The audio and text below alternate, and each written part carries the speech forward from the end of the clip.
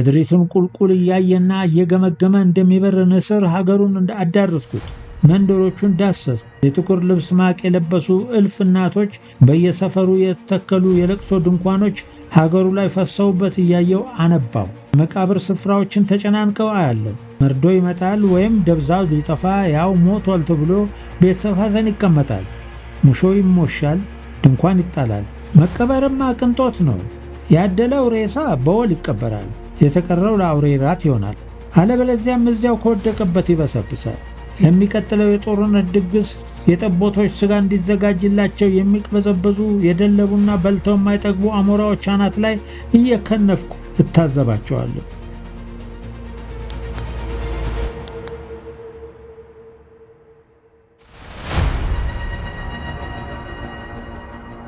ውድ አድማጮቻችን እንዴት ሰነበታችሁ? ዛሬ የምናቀርብላችሁ ቀይ ባህር ሲቀላ በሚል ዶክተር ፍርዳወቅ ማሞ የጻፉትን እውነተኛ ታሪክ ይሆናል።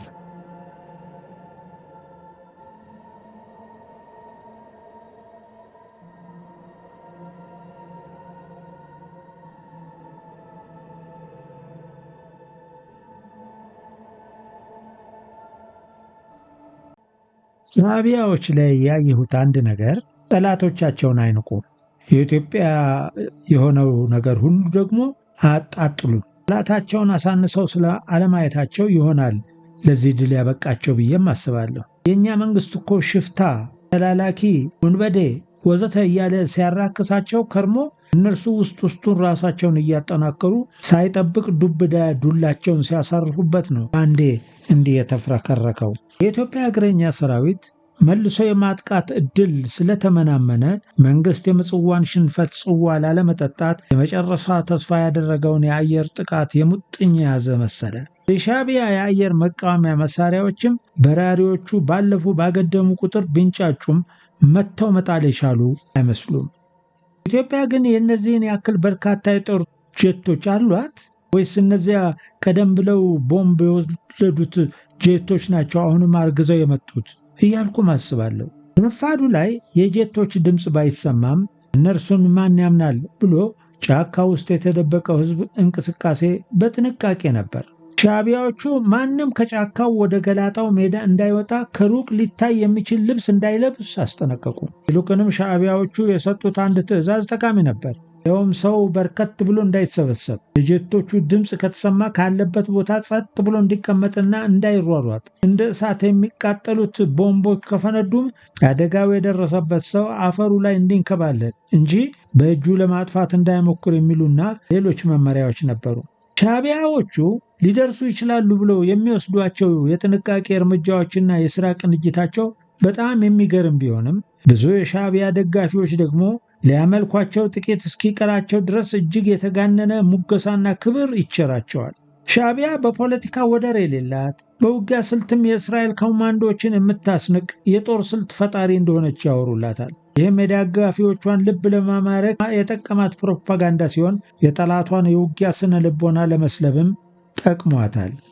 ሲመሻሽ የምግብ ዕድላው ስለተጀመረ ከዶክተር ታሪኩ ግርማና ሊዲያ ጋር ተያይዘን ወደ ሰልፉ አመራን። የተለመደውን ደረቅ ኮቾሮ ብስኩት ቆርጥመን በስኳር በታጀበው ጣፋጭ ሻይ ደረቁን ብስኩት አወራርደን ወደምናርፍበት አካባቢ ተመለስን። መሬት ላይ እግሮቻችንን አጣጥፈን ነፋስ ለመከላከልና ለማንሾካሸክ እንዲመች ተጠጋግተን ወሬ ጀመርን። ጨዋታችን ርዕስ የሌለውና የባጤ ቆጡን ቢሆንም ይበልጥ ያተኮርነው ግን የወደፊት ዕጣ ፈንታችን ምን ይሆን የሚለው ሐሳብ ላይ ነበር።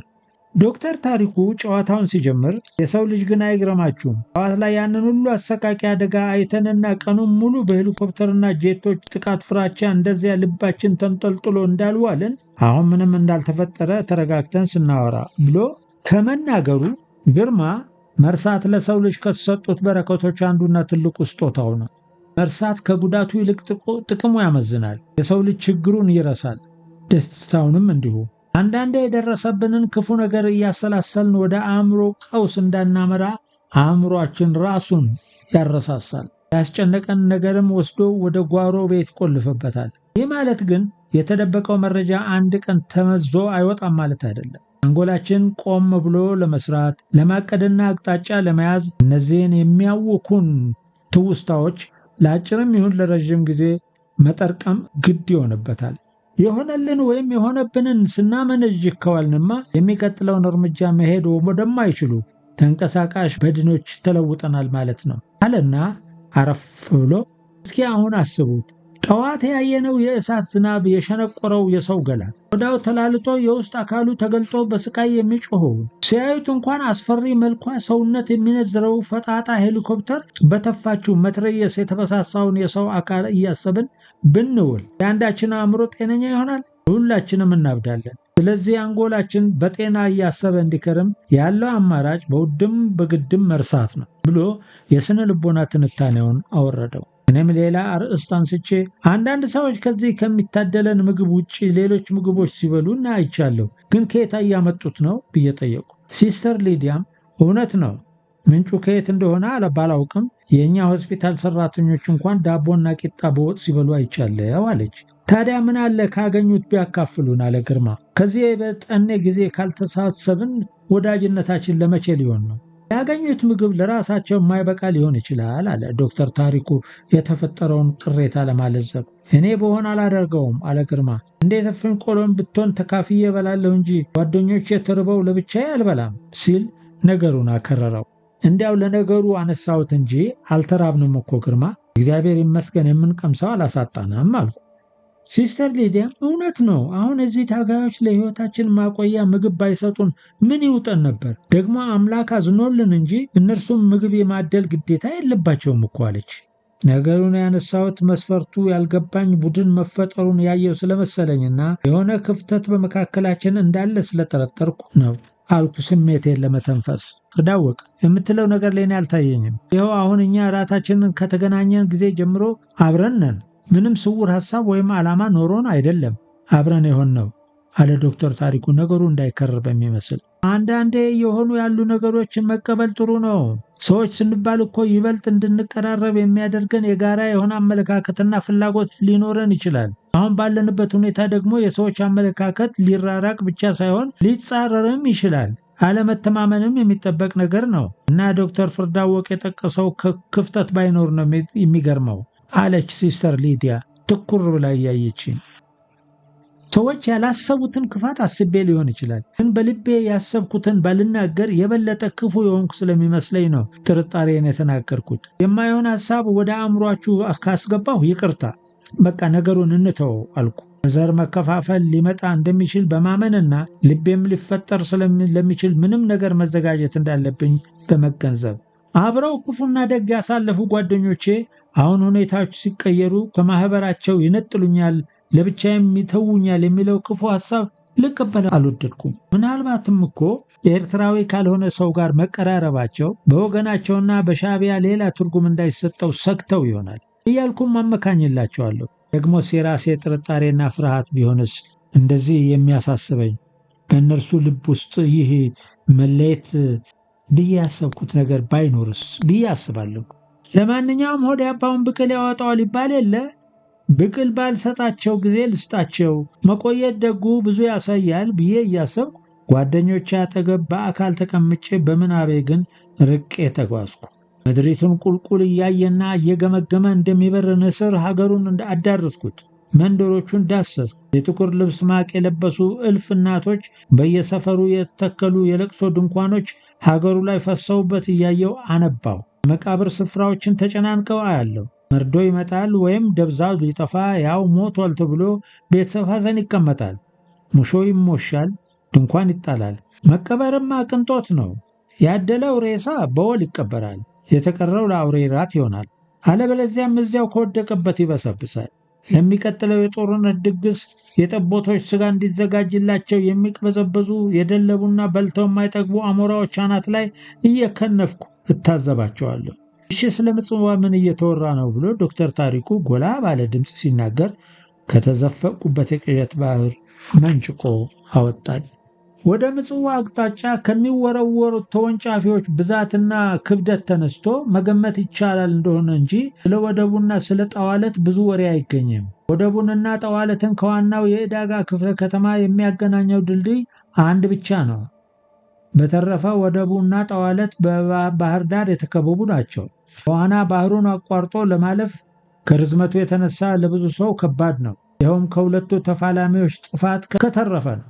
በጀልባ ማቋረጥ አይታሰብም። የወደቧና የጠዋለት ነዋሪ በባህርና በሻዕቢያ ተከቦ የቁም እስረኛ ሆኗል። በሻዕቢያ ከተማረከው የዕዳጋ ሕዝብም ጋር ምንም የመገናኛ ዘዴ የለም። ቋንቋም በማወቄ አንዳንድ ወሬ እየቃረምኩ ለጓደኞቼ ባጋራም እኔ የተሻለ ወሬ የምታገኘው ግን ሊዲያ ነበረች። ዶክተር ታሪኩ ጥያቄም እንዲህ ብላ መለሰች። ታጋዮቹ ረዥሙን ድልድይ በታንክ ለማቋረጥ ሞክረው ነበር። ነገር ግን ጠዋለት መግቢያ መሽገው የነበሩ ወታደሮች ታንኳን ድልድዩ መሃል አቃጠሏት። ታንኳም ድልድዩ ሙሉ በሙሉ ስለዘጋችው ታጋዮች ሌሎቹን ታንኮች ይዘው ለመመለስ ተገደዋል። በባህርም በኩል በጀልባዎች ጥሰው ለመግባት ያደረጉት ሙከራቸው ከሽፎባቸዋል። ጀልባዎቹ ላይ የነበሩ ብዙ ታጋዮች ተሰውተዋል ይባላል አለች። ሊዲያ ኤርትራዊ ሆና በሚዛናዊነት ወሬውን ስትነግረን እያደነቅኩ አዳምጣታለሁ። የሚደግፉት ወገን ላይ የደረሰን ጉዳት አፍ አውጥቶ የሚናገር ብዙ ሰው አይታይም። እና በመጨረሻው ምንድን ነው አለ ዶክተር ግርማ እየተቁነጠነጠ። እሱን አምላክ ያውቃል። ብዙ ሰው ጨምሮ ሳያጠፋ ነገሩ ቶሎ ባለቀ አለች ሊዲያ። እኔ የምፈራው ወታደሮች የሚበሉት ሲያጡ እጅ ይሰጣሉ ብለው እንዲሁ ተፋጠው እንዳይከርሙና ሰላማዊውን ሕዝብ በረሃብ እንዳይፈጁት ነው አልኩ በሐዘን ስሜት። እና በጦርነቱ ይክፉበት ነው የምትለው አለ ስሜቱን መደበቅ የማይችለው ግርማ። ሌላ ምንም አማራጭ አለ? እነዚህ ሰዎች እኮ የተከፈለው መስዋዕትነት ተከፍለው ምጽዋን ለመያዝ ነው ገስግሰው የመጡት። የምጽዋ እጃቸውን መገባት ደግሞ ለእነርሱ ትልቅ ትርጉም አለው። አሁን እጃቸው መዳፍ ውስጥ ሊጨብጧት አንዲት ጣት የቀራትን የምጽዋን ድል ከእጃቸው አፈትልካ ከወጣች መጻኢ ዕድላቸው እንደሚጨልም ተረድተው የሞት ሽረት ትግል አድርገው ቀሪውን የምጽዋ ክፍል ከመቆጣጠር ወደ ኋላ የሚሉ አይመስለኝም ብዬ መለሱ። ስንት ሰዓት ሆነ ግን አለ ዶክተር ግርማ። ሻዕቢያ ሰዓቱን እንደወሰዳት ሊያስታውሰን ይመስላል። አይ ያቺ ሰዓት የወሰዳት ሰው ቶምቦላ ነው የወጣለት አለ ዶክተር ታሪኩ እየሳቀ። እናቴ ስመረቅ የሰጠችኝ ስጦታ ነበረች እኮ። መቼም እንደርሷ አይነት ሰዓት በደሞዜም ወደፊት ልገዛ አልችልም አለ በቁጭት። ኧረ አንተ እንኳን ተረፍክላቸው። ሐረር እንደሆነ በኮንትሮባንድ ያችኑ ሰዓት በርካሽ ታገኛለህ አለች ሊዲያ። ቀጥላም ለማንኛውም ሰዓቱ ከሌሊቱ 5 ሰዓት ነው። እንዴ ወሬ ስንቀድ ለካስ ሌሊቱ ተጋምሷል አለ ግርማ። ሌላ ምን ስራ አለም እናውራ እንጂ ብሎ ዶክተር ታሪኩ እንዲያውም እንደዚህ አምሽቶ መተኛት ሰሞኑን ቅዠትና ሌሊት ተነስቶ በሐሳብና ጭንቀት መብከከን ጥሩ መፍትሄ ሳይሆን አይቀርም ብሎ እንደ መፍትሄ አቀረበው። የተለመደች ከስፍራችንን ሳንቀይር ደህና ደሩ ተባብለን ጋደማል። ድንገትም ዶክተር ግርማ ጎርነን ባለ ድምፅ የቁልቢው ገብርኤል አንተው ጠብቀኝ ሲል ያልጠበቅነው ጎላ ያለ ድምፅ ስለነበረ ድምፃችንን አውጥተን ሳቅንና አሜን አሜን አልን። ከጎረቤት ሰፈርም የማን እንደሆነ ያሳወቅኳቸው ድምፆችም አሜን አሜን ሲሉ አስተጋቡ። እንቅልፍ ሳይጥለኝ የማስታውሰው ነገር አሜን የሚለው ድምፅ ነው። አስበርግጎ የቀሰቀሰኝ ደግሞ ቶሎ ቶሎ ተነሱ እያለ ትዕዛዝ የሚሰጥ ከፍ ያለ ድምፅ ነበር። በድንግዝግዝ የሚታየው ይኸው ሰው ደጋግሞ ቶሎ ተነሱ እያለ ጫካ ውስጥ የተጋደሙትን ሰዎች እያስበረገገ ይቀሰቅሳል። ገና አልነጋም። ሰዓቴን ለማየት ሞከርኩ፣ ግን ማየት አልቻልኩም። ምን ተፈጠረ አለ ዶክተር ታሪኩ በድንጋጤ። እኔ እንጃ ነው የሁሉም ሰው መልስ። ምናልባት የመንግስቱ ጦር መልሶ ማጥቃት ስለጀመረ ወይም እንደሚያጠቃ መረጃው ደርሷቸው ወደ ሌላ ቦታ ሊያሸሹን የሆነ የጥርጣሬ ለባልንጀሮቼን አካፈልኩ። እንቅልፍ ጥሎኝ ካልሆነ ምንም የተኩስ ድምፅ አልሰማሁም ሲል ዶክተር ታሪኩ እኔም የዘንዶ እንቅልፍ ተኝቼ የተኩስ ድምፅ ሳልሰማ አምልጦኝ ይሆናል አልኩ። ዋይ አንተ ዶክተር፣ ተኩስ ቢኖርማ እንሰማው ነበረ። እስከዚህ ድረስ አልሞትንም አለች ከዚህ ቡድን ላለመለየት ቃል የገባች ያህል አብራን የምትውለው ሊዲያ። ግን የመልሶ ማጥቃት ጦርነት በመንግስት ሊከፈት ይችላል የሚል መረጃ ደርሷቸው ሊሆን ይችላል የሚለውን ጥርጣሬህን እኔም አስቤዋለሁ አለ ዶክተር ታሪኩ። ስንት ሰዓት ይሆናል ግን አሁን ሲል ዶክተር ግርማ ጠየቀ። እንግዲህ የእኛ ሰዓት በጨለማ አያበራም፣ የሚያበራው የአንተ ውድ ሰዓት ነበረ። እርሱም ዕድሜ ለሻዕቢያ እዚያው ቀረ አለ ዶክተር ታሪኩ ፈገግ ብሎ። እንዴ ዶክተርን በሰዓቱ መቅረት ልታሳብዱት ነው እንዴ አለች ሲስተር ሊዲያ ወደ ዶክተር ግርማ ዞር ብላ። አይዞ ልጄ ዶክተር፣ አሁን ግን በግምት ወደ 11 ሰዓት ይሆናል አለችው። ወደ እኔም ጠጋ ብላ ሌሎቹ እንዳይሰሟት ድምጿን ዝቅ አድርጋ የዘንዶ እንቅልፍ ግን ምንድን ነው ዶክተር አለች። ብዙ ኤርትራውያን አማርኛ ሲነገር ሳይገባቸው ሲቀር ልክ እንደገባቸው ጭንቅላታቸውን እየነቀነቁ ያሳልፉትና ቆይተው ነው ጠይቀው ሐሳቡን የሚጨብጡት። እኔም ፈገግ ብዬ የዶሮ እንቅልፍ ሲባል ሰምተሻል ሊዲያ አልኳት። አሁንም በእንቅልፍ መሃል እየነቁ አይንን መግለጥ ማለት አይደለም? ትክክል፣ የቆቅ እንቅልፍም ይባላል። ሰሞኑን የተኛሁት የእንደዚህ አዋፍት እንቅልፍ ነበር። ዛሬ ሌሊት ግን የዘንዶ እንቅልፍ ነበር የተኛሁት ስላት እኮ ምንድነው የዘንዶ እንቅልፍ ብላ ጠይቃኝ ልመልስላት ስዘጋጅ ቶሎ ተነሱ ያለው ድምፅ ወደ አንድ አካባቢ እንድንሰበሰብ መመሪያ ሰጠ። የሁሉ ጫካ ውስጥ የተሰገሰገ ሕዝብ በአንድ ቦታ ላይ መሰብሰብ አስቸጋሪ መሆኑ አያጠራጥርም። ያለ ድምፅ ማጉያ መልእክት ካለ ለማስተላለፍ ምናልባት ከ10 በላይ ቦታዎች ላይ የተለያየ ስብሰባ ማድረግ ይጠይቃል። ለማንኛውም በርከት ያለ ሕዝብ ወደ ነበረበት ተጠጋን። ከማለዳ እንድንነሳ ትዕዛዝ ያስተላለፈው ሰው በአካል ባይታየንም ድምፁ ግን ከርቀት ይሰማል። የአንድ ጊዜ ጸጥታ አለ። ከሕዝቡ መካከል ጸጥ በሉ እያሉ የጸጥታውን መልእክት አስተጋቡ። ሕዝቡ በጸጥታ ተዋጠ። መልእክት የሚያስተላልፈው ሰው ንግግሩን ጀመረ። ሰላምታ የለም። ቀጥታ ወደ መልእክቱ። ትናንትና የሆነውን መቼም አይታችኋል፣ ያን ሰምታችኋል ብዬ አስባለሁ። የፋሽስት ደርግ አውሮፕላኖች በሕዝባችን ላይ በዓለም የተከለከሉ ቦምቦቹን አውርደው ብዙ ሕዝብ ገድለዋል፣ አቁስለዋል። የጎዱትንም ሰላማዊ ሰዎችን እንጂ አንድም ታጋይ አላገኙም። ዛሬም ያንን ቦታ ዓላማ አድርገው መምጣታቸው እንደማይቀር አስበን በአሃዳችን ተነጋግረንበታል። የወሰንነው ውሳኔም ይህን ቦታ ለቀን ወደ ሌላ መሸሸጊያ መሄድ ነው። የምትሄዱበት ስፍራ የት እንደሆነ ለደህንነት ሲባል አሁን አንነግራችሁም። የሚመሯችሁን ሰዎች ተከትላችሁ መሄድ አለባችሁ። በዘፈቀደ ብትሄዱ ግን ጸረ ሰው ፈንጂዎች አለመኖራቸውን በሁሉም ቦታ ሄደን ስላረጋገጥን አደጋ ሊደርስባችሁ ይችላል። ስለዚህ ደግሞ ተጠያቂ አንሆንም። ከሩቅ የሚለዩ ልብሶችን፣ የሚያብለጨልጩ ቁሳቁሶችን ይዛችሁ እንዳትገኙ። ከመካከላችሁ የቀረ ማንም እንደሌለ እርግጠኛ ሆናችሁ ነው ይህንን ቦታ የምትለቁት ብሎ ሲናገር መልእክቱ እንዳያመልጠኝ በጥሞና እየተከታተልኩ ለጓደኞቼ ተረጎምኩላቸው። ሰውየው ቀጥሎም በአካባቢያችሁ የምትጠራጠሩት ምንም ሰውም ይሁን ሁኔታ ካለ በአስቸኳይ አጠገባችሁ ላለ ታጋይ መረጃ ስጡ።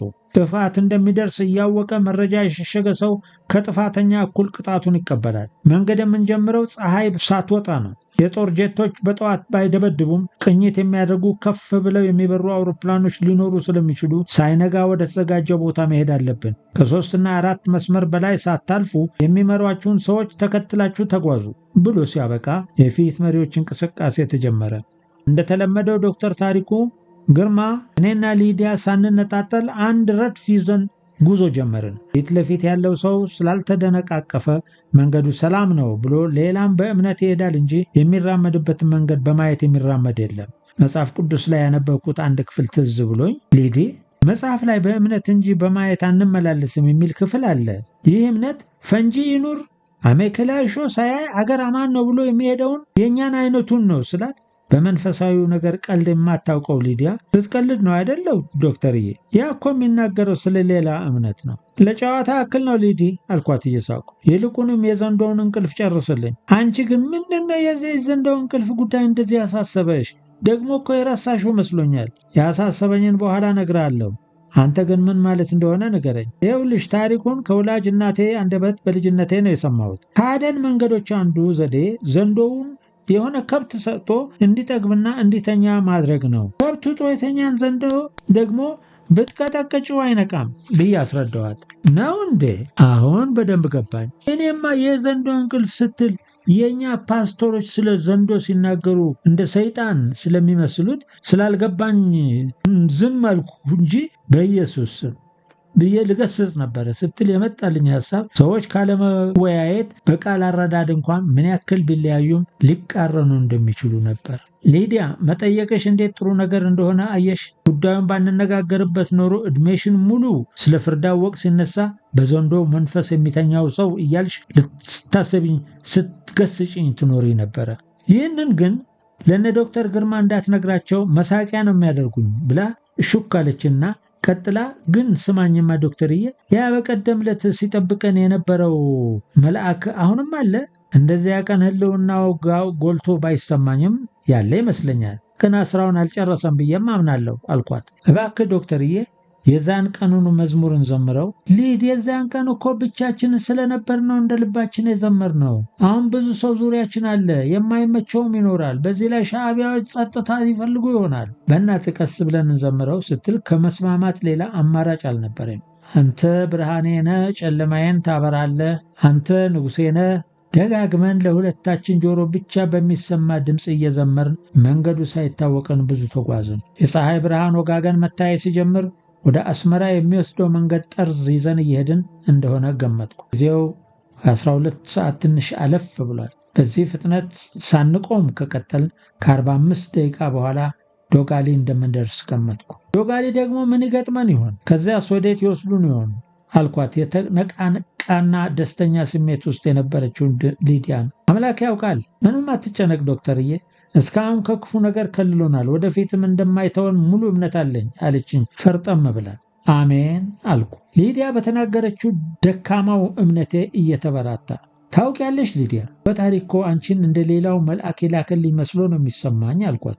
ውይ ዶክተር የኔን እንጂ አምላክ አንተን የላከልኝ፣ እርስ በርስ እየተሞካከስን ነው አይደል አልኩ። የምትናገረውን ሽንገላ እንደሌለበት ባምንም እየቀለድኩ። የምሬን ነው አለች ሊዲያ። ሆስፒታላችንን የተደበደበ ቀን ከአንተ ጋር በሽተኞችን ወደ ባህር ኃይል ምድብ ባንወስድ ኖሮ የህይወቴ አቅጣጫ ፍጹም የተለየ ይሆን ነበር። እስካሁን ያለፍንበት መንገድ የማይቆጭና የማይረሳ የህይወት ምዕራፍ ሆኖ ይኖራል። አምላክ ደግሞ በእነዚህ ጥቂት ቀናት ብዙ አስተምሮኛል። እኔም የሚሰማኝ ልክ አንቺ የምትይው አይነት ስሜት ነው። ሁሉም ሰው የሚጓዝበት የራሱ መንገድ አለው ብዬ አምናለሁ። የሚሄድበት መንገድ አብረውት የሚጓዙ ሰዎችም መንገድ ላይ አብረውት ይራመዳሉ። አንዳንዶች ከመነሻው አብረውት መንገድ ይጀምራሉ። ከእነዚሁ መካከል ብዙዎች የአጭር መንገድ አካሄዶች ናቸው። አጭሩን መንገድ አብረው ሄደው መታጠፊያ ሲገኝ የሚሰናበቱ፣ ጥቂቶች ደግሞ የረዥም መንገድ ብሎም የዕድሜ ልክ ወዳጆችና ሸኚዎች መስለው ይታዩናል። ወሬን አቁሜ የማይሆን ርዕስ ውስጥ ገብቼ በወሬ እያሰለችሽ እንዳይሆን ብቻ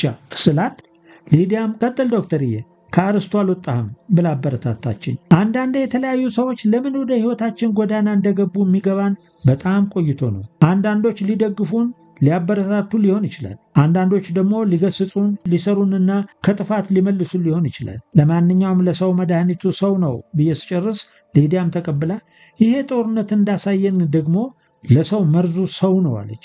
እውነት ነው፣ ለሰው መድኃኒቱ መርዙም ሰው ነው ብዬ አባባሌን ከለስኩት። አንተ ስትናገር አንድ ነገር እያሰብኩ ነበር። እዚህ ካለነው ምን ያህሎቻችን የረዥም ርቀት አብሮ ተጓዥ፣ ምን ያህሎቻችን ደግሞ የአጭር ርቀት ሸኝ እንደሆንን አለች። እሱን ፈጣሪ ነው የሚያውቀው አልኳት። እኔም ይህ ሀሳብ ተመላልሶ ይመጣብኛል። እውነት ነው፣ አምላክ ብቻ ነው የሚያውቀው። የአብሮነት ጉዞ ረዥም መሆኑ ወይም አጭር አይመስለኝም ቁም ነገሩ። ዋናው ቁም ነገር የተሰጠውን የጋራ መንገድ በፍቅርና በመተሳሰብ ጣዕም ያለው ጉዞ ማድረግ ይመስለኛል ስትል ሐሳቤን የምታነቡሉ መሰለኝ። ርዕሱን እንደመቀየር ብላ ግን ዶክተርዬ፣ ይሄ ብጥብጥ ሲያበቃ ምን ለማድረግ አስበሃል? እንደው አምላክ ቢፈቅድና ብንኖር። እውነት ሊዱ፣ እስካሁን ምንም ያሰብኩትም ሆነ የወሰንኩት ነገር የለም። ግን ቤተሰቦቼን አስመራ ሄጄ ማግኘት እመኛለሁ። ከተቻለም ከዚያ ወደ አዲስ አበባ መሄድና ትምህርቴን መቀጠል፣ ከዚያም በተሻለ ፍጥነት ከእጮኛዬ ጋር ቀለበት ማድረግን አስባለሁ። ግን ሁሉም ነገር የሚወሰነው በጦርነቱ ውጤትና በሚፈጀው ጊዜ ነው። እጮኛህ ግን ያለችው ባህር ዳር ነው? አዲስ አበባ? አዲስ አበባ ገብተህ እንዴት ትሆናላችሁ? እንዴት እንደምናደርግ እርግጠኛ አይደለሁም። ግን ባህር ዳር ብንኖር በጣም ደስ ይለኛል። ባህር ዳር ለኑሮ በጣም ቆንጆ ከተማ ነው። ሄደሽ ታውቂያለሽ? ኧረ እኔ ከአስመራ ርቄ የሄድኩት ምጽዋ ነው። ባየው ግን በጣም ደስ ይለኛል። ፈጣሪ ቢፈቅድ አንድ ቀን ታየዋለሽ።